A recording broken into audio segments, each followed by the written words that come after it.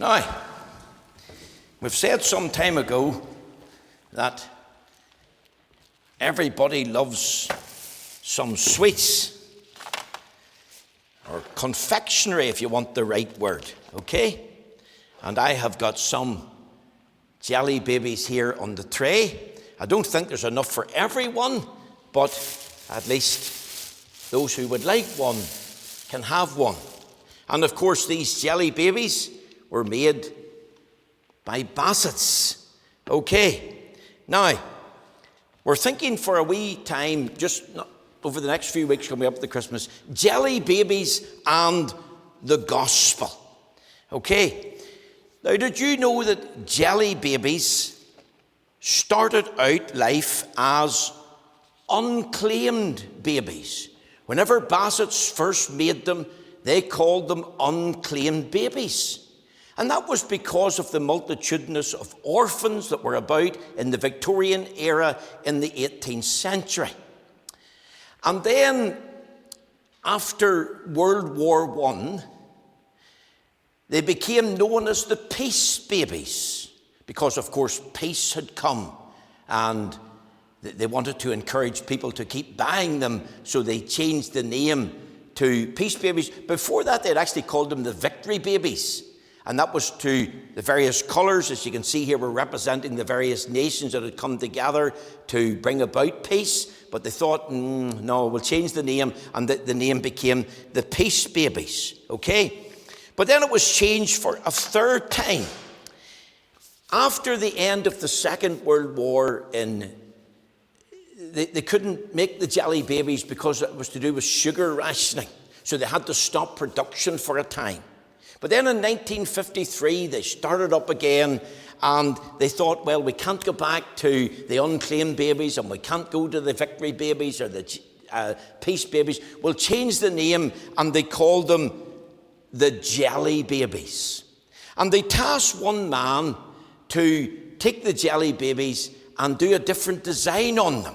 Now, that man was a Christian man, and he wanted the jelly babies to represent the gospel. And I have brought here with me some pictures of some of the jelly babies, so you can see. Here's one of them. If I hold this up, you can't see from there, but you can see it from this picture.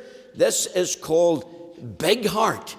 And if you look very carefully, Big Heart is a black colour, and Big Heart has got a black heart. And what did that represent in the gospel? Well, remember, the Bible teaches that the heart is deceitful and above all things desperately wicked. Jeremiah 17:9. And the Lord Jesus said, "For from within, out of the heart of men, proceed evil thoughts, adulteries, fornications, murders, theft, covetousness, wickedness, deceit, lasciviousness, an evil eye, blasphemy, pride, foolishness. All these evil things come from within and defile the man." Mark chapter 7, verses 21 to 23. And that gives us a description here of Big Heart. Okay? You see, I heard a story one time. There was a man working in a manhole in Milltown Baptist Church, and he was laying blocks.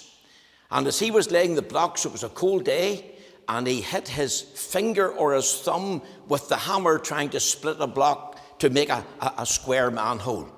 And just at that time, out of his heart, he started to curse and swear.